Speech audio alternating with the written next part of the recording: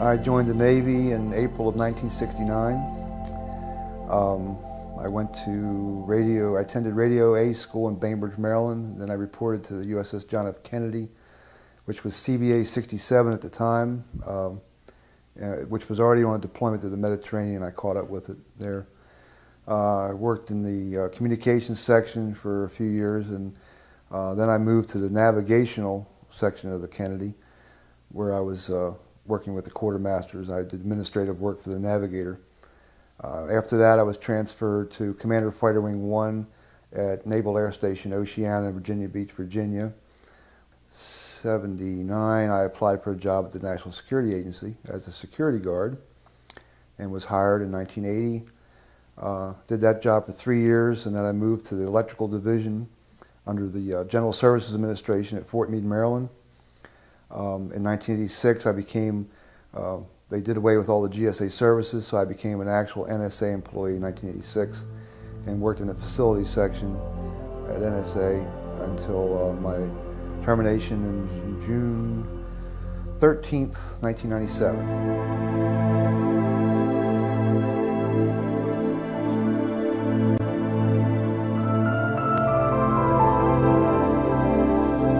The incident occurred on the USS John F. Kennedy. I'm not sure the exact date. It was in the summer of 1971. It more than likely was June or end of June or first part of July. At the time of the incident, I was working in the communications section of the Kennedy. My job was a broadcast operator, which meant that I retrieved messages from a series of teletypes that received fleet broadcasts to the fleet from the communication stations in the Atlantic. We were in the southern Atlantic. We had been performing an operational readiness exercise in and around Cuba and in the Caribbean Sea in preparation. Well, war games. The Navy, all the military do these exercises from time to time to keep proficiency up. We had just completed this exercise, and we were getting ready to head back to Norfolk. And the evening that the incident occurred, they had just finished a long flight ops in excess of 18 hours. So most of the crew had just gone below decks after a rather long flight ops, and they were pretty tired, so they went below.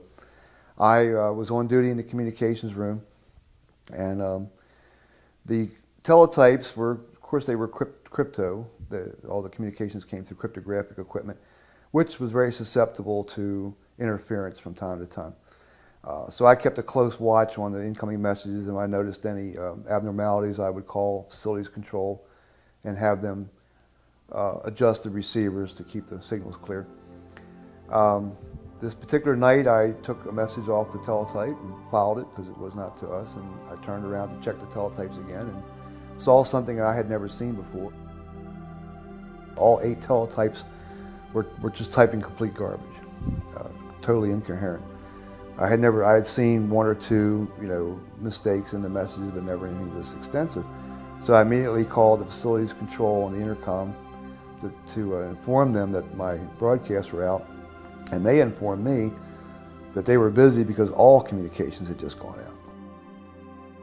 A few seconds later, we heard we had an intercom and a pneumatic tube system that went between the communications room to the signal bridge, which was located on the very top of the island structure of the carrier.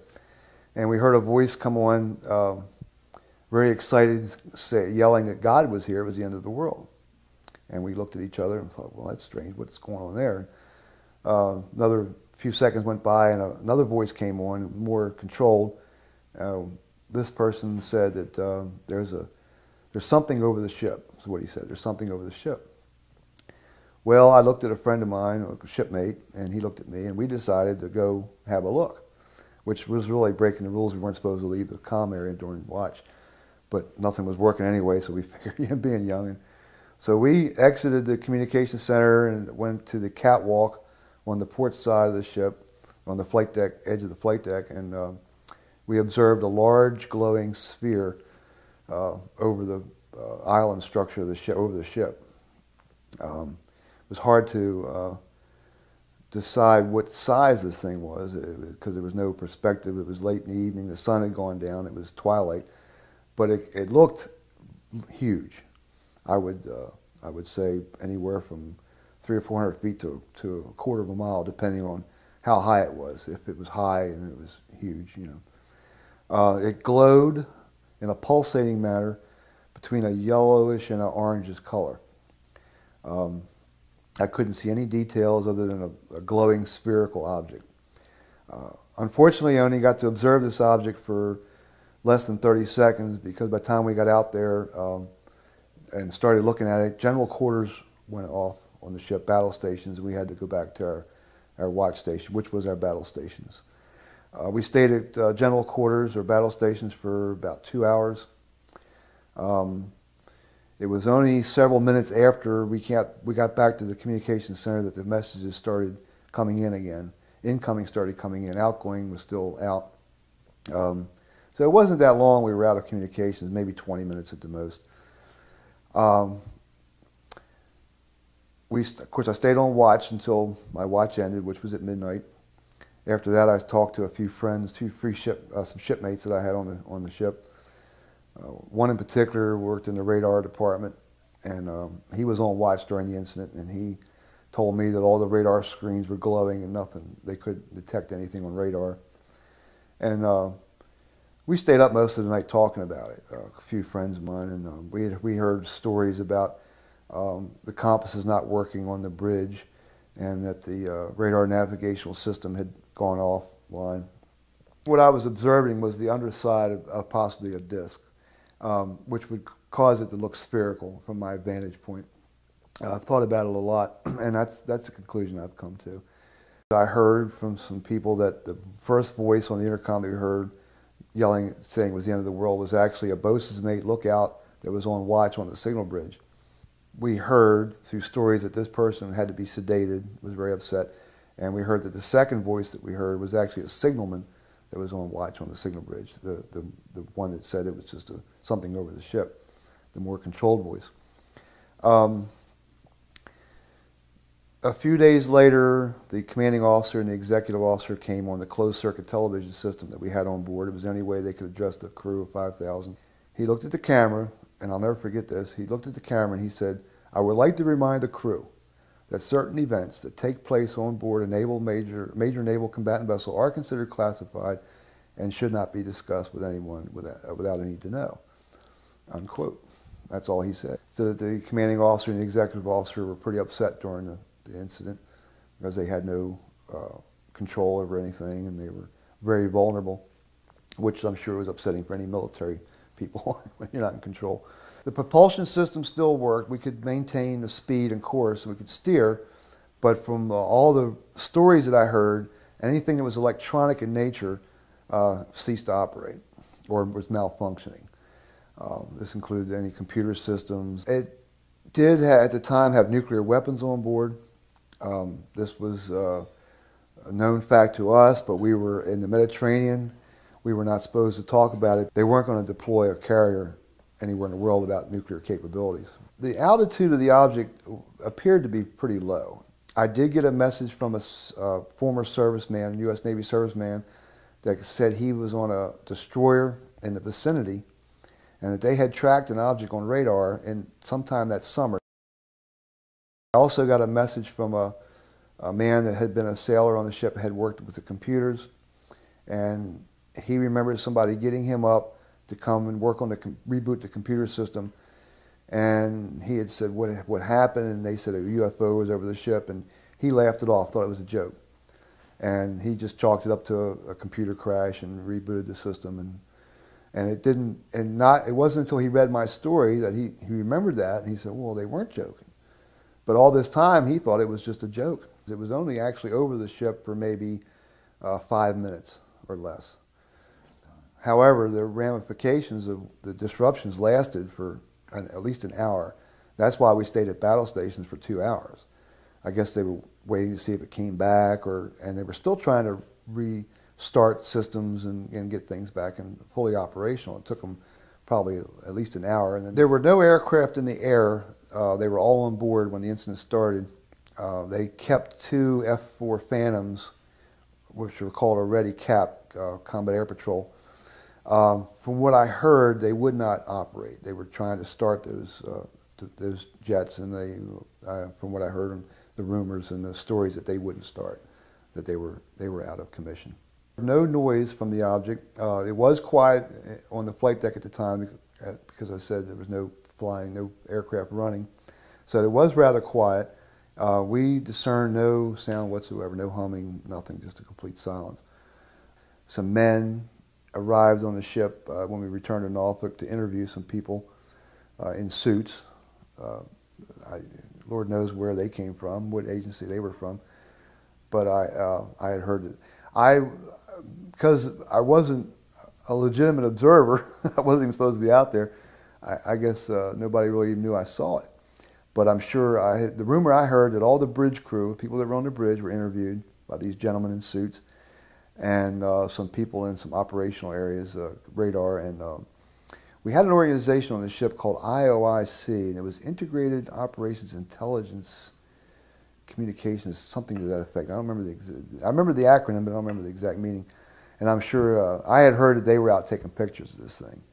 I'm convinced that there's something to it. I'm convinced that the government, somebody in the government knows a lot more than we know. I have my own theories of why it's being hidden.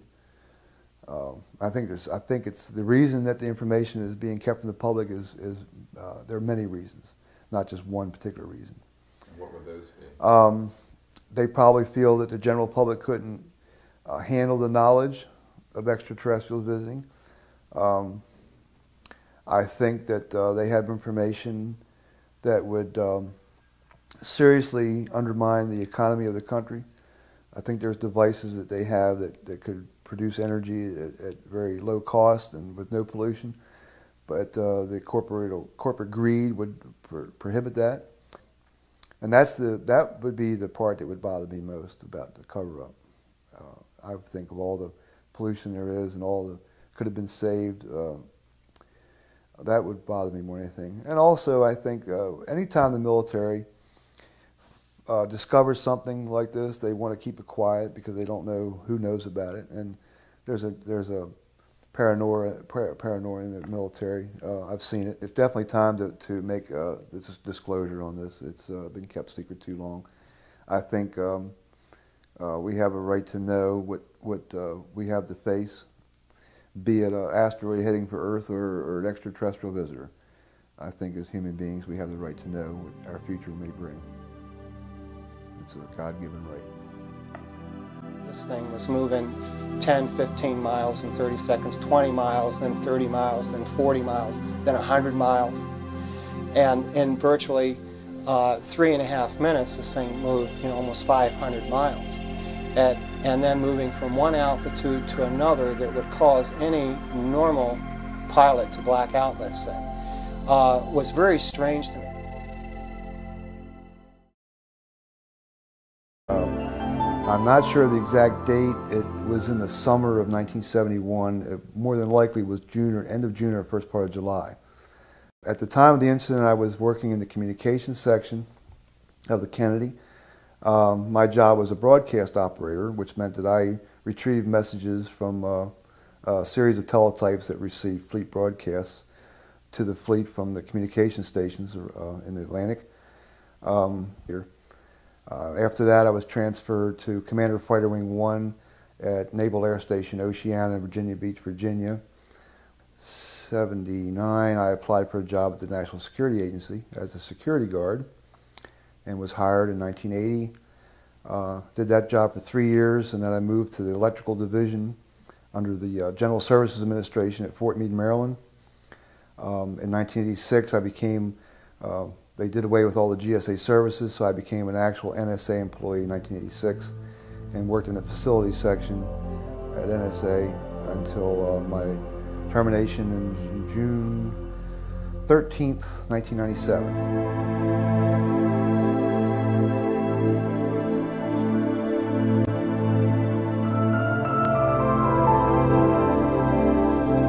The incident occurred on the USS John F. Kennedy. I went to I attended Radio A school in Bainbridge, Maryland. Then I reported to the USS John F. Kennedy, which was CBA 67 at the time.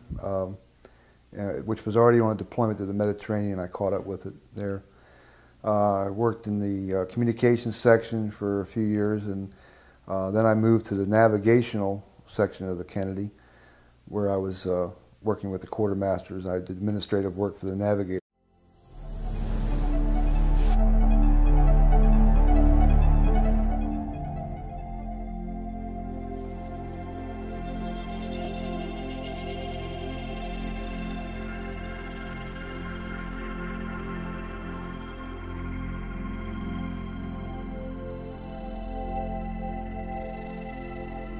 I joined the Navy in April of 1969.